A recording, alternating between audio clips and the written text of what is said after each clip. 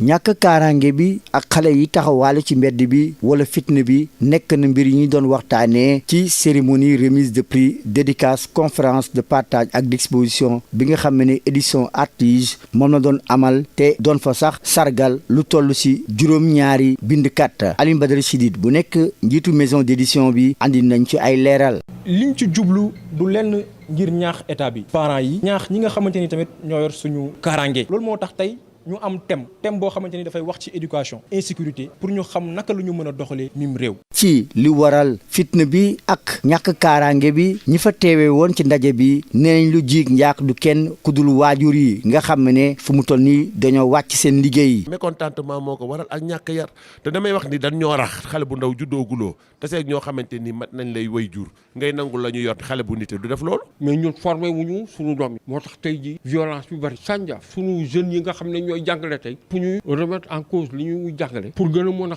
jàngal xale yi. làmb ji nañuy fexe ñuy teel a tas nawetaan yi aussi ñoo ko yore gouvernement bi na ci teg bëtëm nawetaan yi nañuy yem ci nawet xale yi jàngi école ubbi ñu jàng. ni nga xam ne tamit jàng bi dafa sooxee jaaxal na trop jàngalekat yooyu di sàkku ñu xoolaat système bi ñuy joxee xam-xam xale yi. ne école yi war a am bibliothèque ne école yi am ay cinéthèque loo xam ne dañuy jàngal xale yi di leen jox exemple. mais système éducatif bi yëpp la ñu war a xoolaat enraciné wu comme Senghor avait dit ci suñu valeur ak civilisation pour mën a ouvrir maintenant vers le monde. xale aussi la nga koy jàngal dafa war a am cafka te suñu livre yi cafka yi daf cee des ndax màgget na lool te yàgg na te wax dëgg yàlla adduna bi aussi tal na yeneen préoccupation ak yeneen thème yu dul yi ñuy jàngale gone yi. ñu sanc ko atum 2018 édition Artige boobu ak léegi mu ngi bay waaram ci mbirum jox nit ñi xam-xam ak ci wàllu njàng bi jaarale ko ci yombalal bindkat yi ñu mën a génn seeni lijaasa. Insécurité, délinquance, violence, des centres d'intérêt qui ont occupé les temps forts de la cérémonie de remise de prix, de dédicace, de conférences de partage et d'exposition au profit de 7 écrivains organisés par les éditions Artige que dirige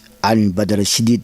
Dans le cadre de la promotion du livre, nous organisons toujours ces genres d'événements annuels pour féliciter nos auteurs. Et le thème d'aujourd'hui parle de délinquance, d'insécurité. On parle également de la politique. Sur la recrudescence de ces phénomènes sociaux, les participants déplorent la démission des parents. Mais la violence aujourd'hui, elle est omniprésente. Notre pays est devenu presque méconnaissable. L'éducation est la frontière entre l'homme et la bête. Si on n'éduque pas nos enfants, l'insolence, la délinquance le feront à leur place. Concentrer les écrivains pour leur permettre d'écrire, pour sensibiliser, pour qu'il y ait la paix, l'harmonie. Donc la violence doit être éradiquée. Les combats de lutte, on pourrait imposer aux promoteurs et autres que les combats se terminent à 17h. Les matchs de navétane aussi assujettir les ASC à respecter la norme culturelle. La baisse du niveau dans le système éducatif inquiète également ces enseignants qui plaident pour sa refonte. Le niveau a énormément baissé. Il faut nécessairement que l'on remette dans les écoles des bibliothèques,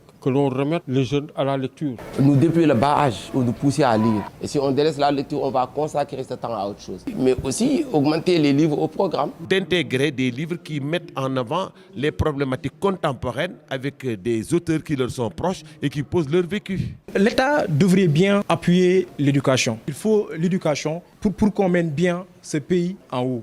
Créées en 2018, les éditions Artige jouent depuis lors leur partition dans l'amélioration des apprentissages par la facilitation de publication de livres aux écrivains.